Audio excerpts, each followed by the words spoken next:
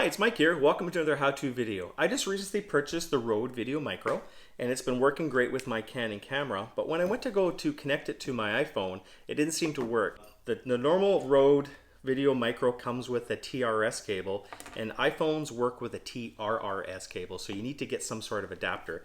You can actually buy a special cable like this, and it's this one here, or you could just get an adapter. This one here will work to make it work with the iPhone. Me being a little frugal and I didn't really want to wait, I decided, well, there must be a way to hack that, so I decided to make my own cable. Oh yeah, stay tuned to the end because I found another little interesting thing about these cables that you may find interesting. So this diagram here will show the difference between TRS and TRS, and it's not that big a deal, it just has an extra band in it for the microphone. For me to make this work, I have an old set of Apple headphones, which is a TRRS, and that will work perfectly for that. My new phone is Bluetooth, so I don't need those phones anymore. And you just need to go to a dollar store or Walmart and pick up a new audio cable. I got this 3-foot TRS audio cable. It was like $3. So basically a free set of headphones I already had and a $3 cable, which I'm just going to cut off the end and splice in the cable, and that should be good. Oh yeah, one more thing. You're going to need to get a dongle to make it come out of your phone. If your phone doesn't have a jack, it only has a lightning port, you're going to need this dongle. So basically is a lightning plug to a TRS female plug, which is left and right, a ground, and a microphone. You want to make sure you want to get a proper Apple dongle. Some dongles just have headphones and no microphone, so you'll try to plug in, it doesn't work, and you'll pull your hair out trying to figure out why it doesn't work. And that's probably one of the reasons why it doesn't work, is that there's no microphone in your dongle. So get an official dongle. So now we got that underway. Let's go down to the shop and I'll show you how to wire it up. Okay, what we have here is the standard iPhone dongle, which is the lightning to the TRRS female jack, and then this is the headphone jack, which is a similar TRRS, and what that stands for is tip, ring, sleeve, left channel, right channel, ground, and microphone. So that's pretty standard for the iPhone stuff. The jack here is just a TRS, which is tip, ring, sleeve. And the issue here is that's mic, and ground. So this jack here is not compatible with that there. So what we're going to do is I'm going to show you how to easily modify this cable to adapt with this cable. Snip that off there. So we got the end there, and we'll strip those. So we'll just snip those off as well so the cable's long enough, and then if not, I can just coil it up.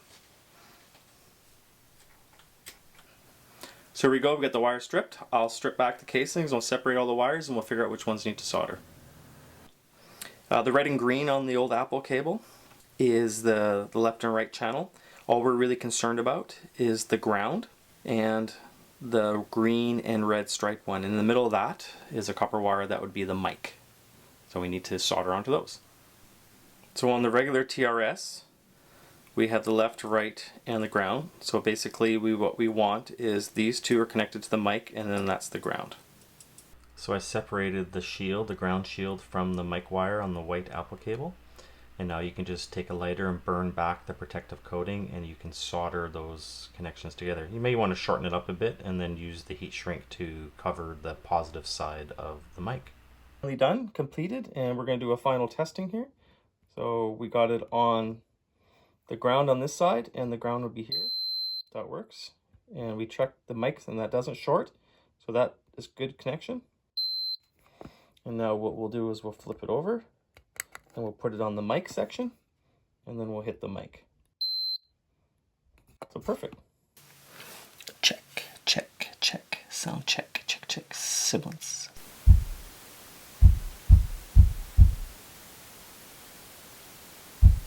Well, I hope you found that descriptive enough to build your own cable. I'll leave some links in the description below and to download your own wiring diagram for you to have for a reference. My cable's been working great, and I've been using the microphone with my iPhone and my Canon for a while now, so it seems to be good. Okay, so this is where it gets kind of cool. After I built the cable, it kind of dawned on me because I wonder if this would actually work in the Mac. You know, the Mac actually has a headphone output in the back of it, And you know, I wasn't sure if they actually had a microphone either. You know, was it a TRRS plug coming out the back, meaning there was a microphone out there too.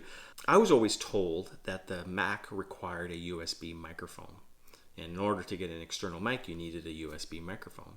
Since I already had the Rode mic, I was like, oh, let's give it a shot. And to my surprise, it actually worked. So you can use this Rode mic and with the cable that we made, or get an adapter cable, TRS to TRRS adapter cable, and you could plug it into your Mac through the headphone input, and it works great. Here, I'll show you how it works.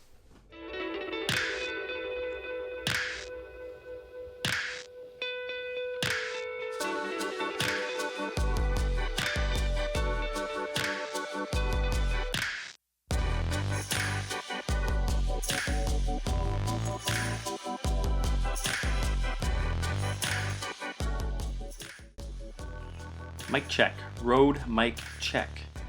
It is now plugged into the back of the computer via the new cable that we just soldered together, which is a TRS to TRRS, and the headphone jack actually has a mic input as well. Not too many people know this. So that was pretty cool. You get some added functionality from your Rode mic. There is one drawback though. In order to hear any playback, you actually have to unplug the jack from the back of the computer. Other than that, it works pretty good. So I hope you found that useful, and once again, thanks for watching.